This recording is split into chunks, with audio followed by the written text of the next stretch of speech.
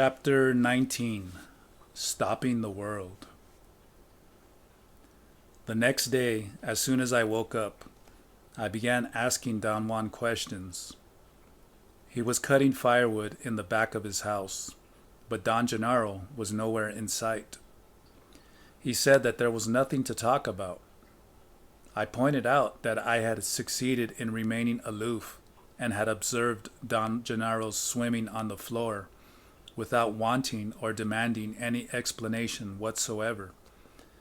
But my restraint had not helped me to understand what was taking place. Then, after the disappearance of the car, I became automatically locked in seeking a logical explanation, but that did not help me either. I told Don Juan that my insistence on finding explanations was not something that I had arbitrarily devised myself, just to be difficult, but was something so deeply ingrained in me that it overruled every other consideration. It's like a disease, I said. There are no diseases, Don Juan replied calmly. There is only indulging. And you indulge yourself in trying to explain everything. Explanations are no longer necessary in your case. I insisted that I could function only under conditions of order and understanding. I reminded him that I had drastically changed my personality during the time of our association, and that the condition that had made that change possible was that I had been capable of explaining to myself the reasons for that change. Don Juan laughed softly. He did not speak for a long time.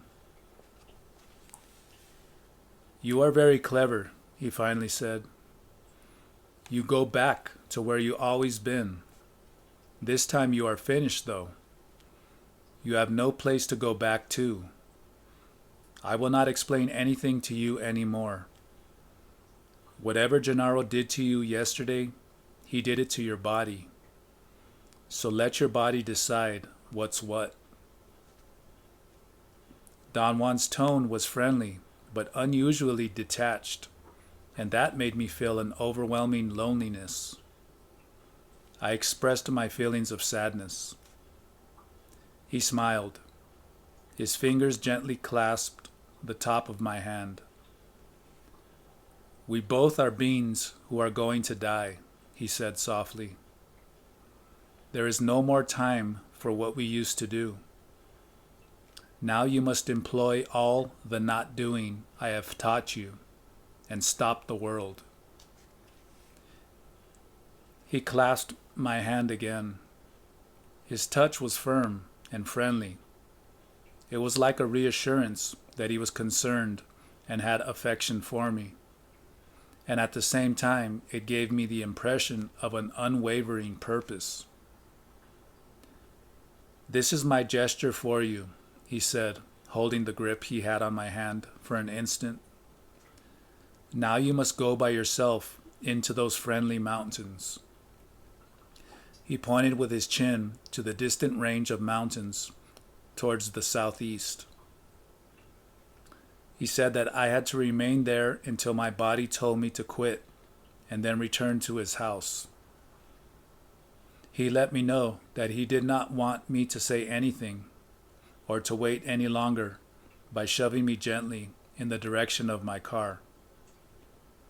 "What am I supposed to do there?" I asked. He did not answer, but looked at me, shaking his head. "No more of that," he finally said. Then he pointed his finger to the southeast. "Go there," he said cuttingly. I drove south and then east, following the roads I had always taken when driving with Don Juan. I parked my car around the place where the dirt road ended, and then I hiked on a familiar trail until I reached a high plateau. I had no idea what to do there. I began to meander, looking for a resting place. Suddenly I became aware of a small area to my left. It seemed that the chemical composition of the soil was different on that spot. Yet when I focused my eyes on it, there was nothing visible that would account for the difference. I stood a few feet away and tried to feel as Don Juan had always recommended I should do. I stayed motionless for perhaps an hour. My thoughts began to diminish by degrees until I was no longer talking to myself. I then had a sensation of annoyance. The feeling seemed to be confined to my stomach and was more acute when I faced the spot in question. I was repulsed by it. I felt compelled to move away from it. I began scanning the area with crossed eyes, and after a short walk, I came upon a large flat rock. I stopped in front of it. There was nothing in particular about the rock that attracted me. I did not detect any specific color or any shine on it, and yet I liked it. My body felt good. I experienced a sensation of physical comfort and sat down for a while. I meandered in the high plateau and the surrounding mountains all day without knowing what to do or what to expect. I came back to the flat rock at dusk. I knew that if I spent the night there, I would be safe. The next day, I ventured farther east into the high mountains. By late afternoon, I came to another even higher plateau. I thought I had been there before. I looked around to orient myself, but I could not recognize any of the surrounding peaks. After carefully selecting a suitable place, I sat down to rest at the edge of a barren, rocky area. I felt very warm and peaceful there. I tried to pour out some food from my gourd, but it was empty. I drank some water. It was warm and stale. I thought that I had nothing else to do but to return to Don Juan's house, and began to wonder whether or not I should start on my way back right away. I lay down on my stomach and rested my head on my arm. I felt uneasy and changed positions various times until I found myself facing the west. The sun was already low. My eyes were tired. I looked down at the ground and caught sight of a large black beetle. It came out from behind a small rock, pushing a ball of dung twice its size. I followed its movements for a long time. The insect seemed unconcerned with my presence and kept on pushing its load over rocks, roots, depressions, and protuberances on the ground. For all I knew, the beetle was not aware that I was there. The thought occurred to me that I could not possibly be sure that the insect was not aware of me. That thought triggered a series of rational evaluations about the nature of the insect's world as opposed to mine. The beetle and I were in the same world, and obviously the world was not the same for both of us. I became immersed in watching it and marveled at the gigantic strength it needed to carry its load over rocks and down crevices. I observed the insect for a long time, and then I became aware of the silence around me. Only the wind hissed between the branches and leaves of the chaparral. I looked up, turned to my left in a quick and involuntary fashion, and caught a glimpse of a faint shadow or a flicker on a rock a few feet away. At first I paid no attention to it, but then I realized that the flicker had been to my left. I turned again suddenly and was able to clearly perceive a shadow on the rock. I had the weird sensation that the shadow instantly slid down to the ground and the soil absorbed it as a blotter dries an ink blotch. A chill ran down my back. The thought crossed my mind that death was watching me and the beetle. I looked for the insect again, but I could not find it. I thought that it must have arrived at its destination and then had dropped its load into a hole in the ground. I put my face against a smooth rock. The beetle emerged from a deep hole and stopped a few inches away from my face. It seemed to look at me, and for a moment I felt that it became aware of my presence. Perhaps as I was aware of the presence of my death. I experienced a shiver. The beetle and I were not that different after all. Death, like a shadow, was stalking both of us from behind the boulder. I had an extraordinary moment of elation. The beetle and I were on a par. Neither of us was better than the other. Our death made us equal. My elation and joy were so overwhelming that I began to weep. Don Juan was right. He had always been right. I was living in a most mysterious world, and like everyone else, I was a most mysterious being, and yet I was no more important than a beetle. I wiped my eyes, and as I rubbed them with the back of my hand, I saw a man, or something which had the shape of a man. It was to my right, about 50 yards away. I sat up straight and strained to see. The sun was almost on the horizon, and its yellowish glow prevented me from getting a clear view. I heard a peculiar roar at that moment. It was like the sound of a distant jet plane. As I focused my attention on it, the roar increased to a prolonged, sharp, metallic whizzing, and then it softened until it was a mesmerizing, melodious sound. The melody was like the vibration of an electrical current. The image that came to my mind was that two electrified spheres were coming together, or two square blocks of electrified metal were rubbing against each other and then coming to rest with a thump when they were perfectly leveled with each other. I again strained to see if I could distinguish the person that seemed to be hiding from me, but I could only detect a dark shape against the bushes.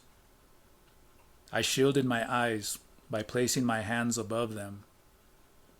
The brilliancy of the sunlight changed at that moment, and then I realized that what I was seeing was only an optical illusion, a play of shadows and foliage.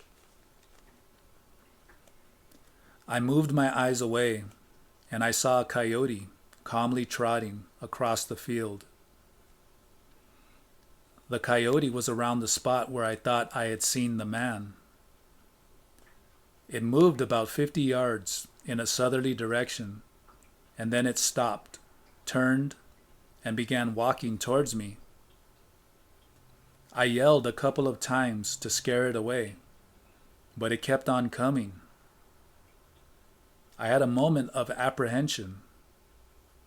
I thought that it might be rabid, and I even considered gathering some rocks to defend myself in case of an attack. When the animal was 10 or 15 feet away, I noticed that it was not agitated in any way. On the contrary, it seemed calm and unafraid. It slowed down its gait, coming to a halt barely 4 or 5 feet from me. We looked at each other, and then the coyote came even closer. Its brown eyes were friendly and clear. I sat down on the rocks, and the coyote stood almost touching me. I was dumbfounded. I had never seen a wild coyote that close, and the only thing that occurred to me at that moment was to talk to it. I began as one would talk to a friendly dog, and then I thought that the coyote talked back to me. I had the absolute certainty that it had said something. I felt confused, but I did not have time to ponder upon my feelings, because the coyote talked again. It was not that the animal was voicing words the way I am accustomed to hearing words being voiced by human beings. It was rather a feeling that it was talking. But it was not like a feeling that one has when a pet seems to communicate with its master either. The coyote actually said something. It relayed a thought, and that communication came out in something quite similar to a sentence. I had said, "How are you, little coyote?" And I thought I had heard the animal respond, "I'm all right. And you?" Then the coyote repeated the sentence, and I jumped to my feet. The animal did not make a single movement. It was not even startled by my sudden jump. Its eyes were still friendly and clear.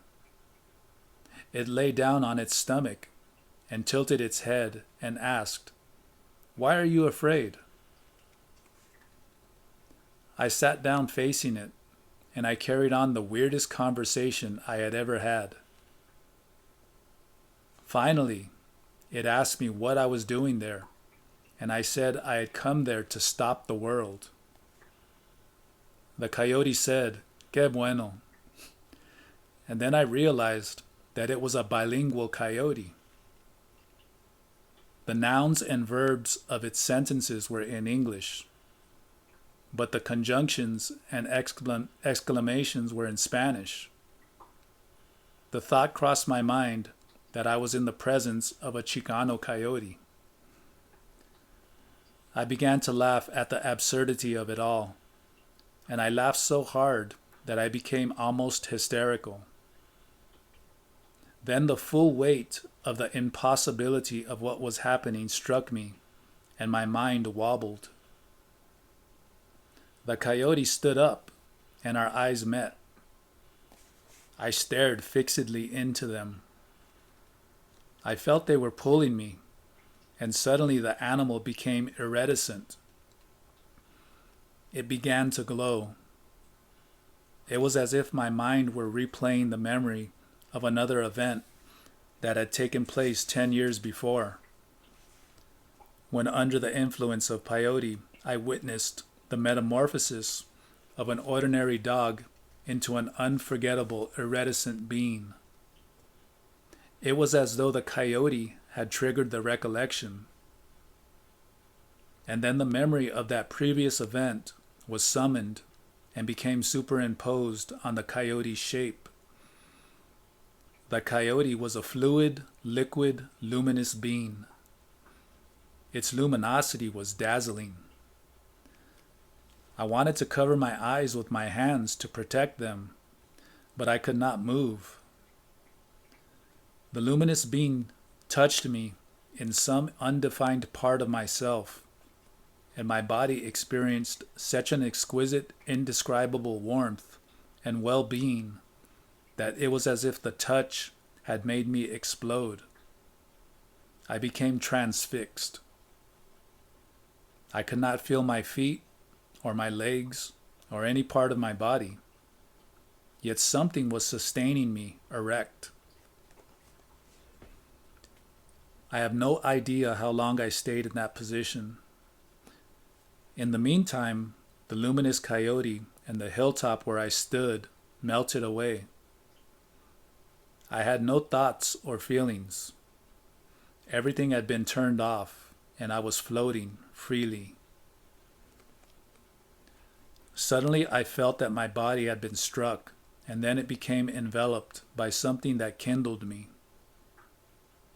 I became aware then that the sun was shining on me. I could vaguely distinguish a distant range of mountains towards the west. The sun was almost over the horizon. I was looking directly into it, and then I saw the lines of the world. I actually perceived the most extraordinary profusion of fluorescent white lines which crisscrossed everything around me. For a moment, I thought that I was perhaps experiencing sunlight as it was being refracted by my eyelashes. I blinked and looked again. The lines were constant and were superimposed on or were coming through everything in the surroundings. I turned around and examined an extraordinary new world. The lines were visible and steady even if I looked away from the sun. I stayed on the hilltop in a state of ecstasy for what appeared to be an endless time. Yet the whole event may have lasted only a few minutes, perhaps only as long as the sun shone before it reached the horizon. But to me, it seemed an endless time. I felt something warm and soothing oozing out of the world and out of my own body. I knew I had discovered a secret. It was so simple. I experienced an unknown flood of feelings.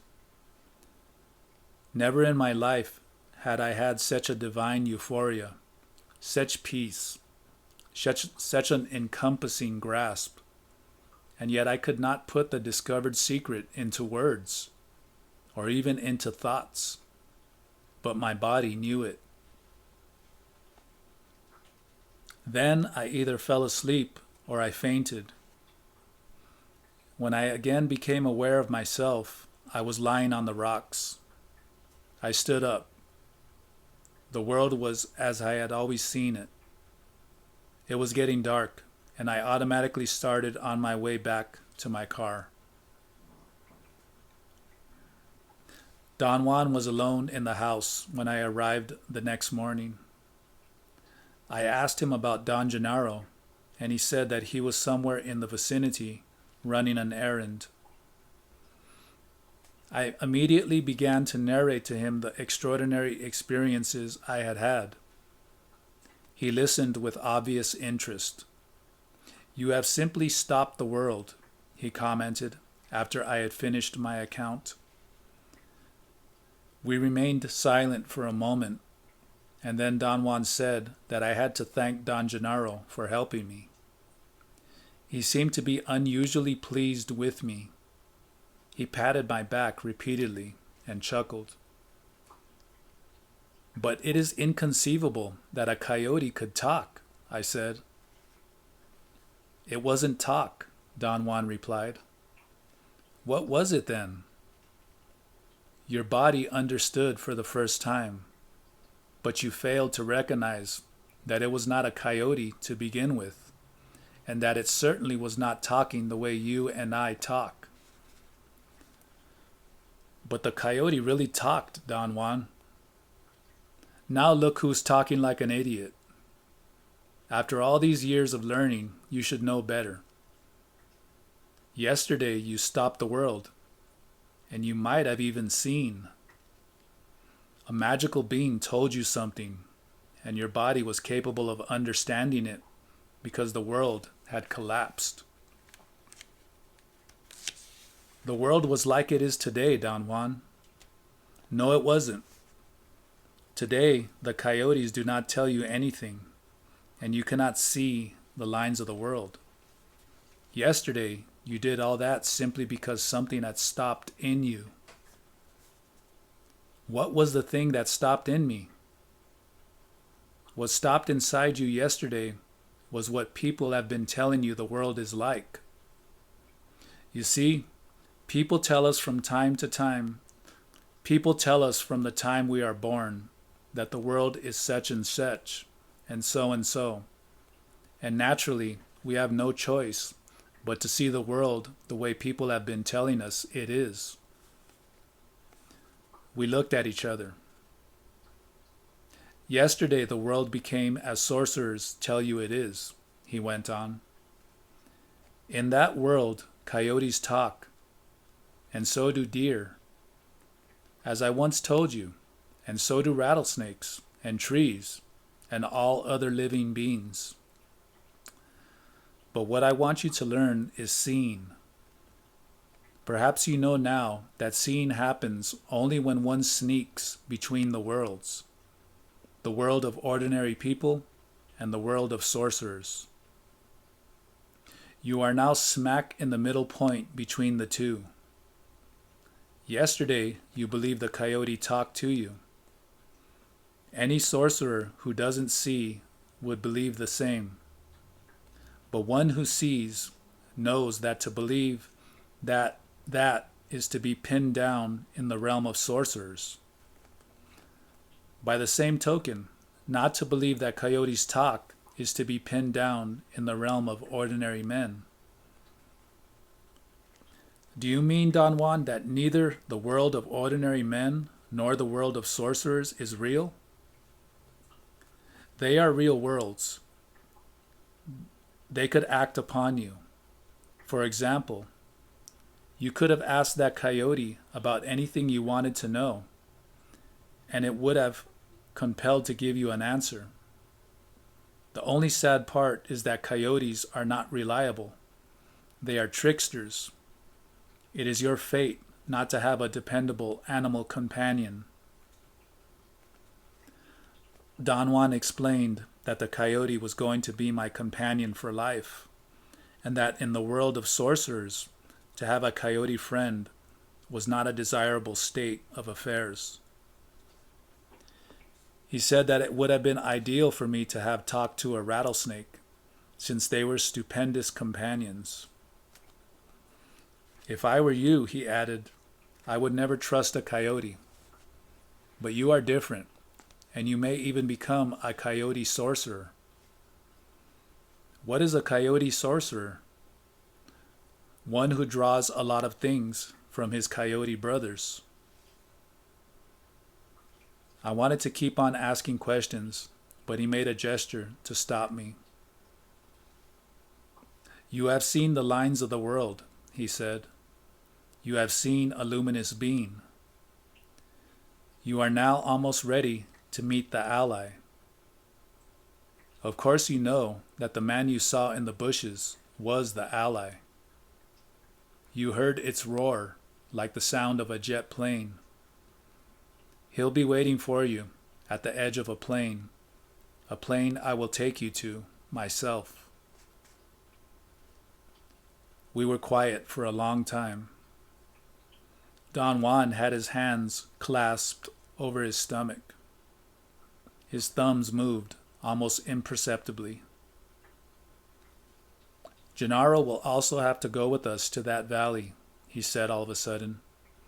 He is the one who has helped you to stop the world. Don Juan looked at me with piercing eyes. I will tell you one more thing, he said, and laughed.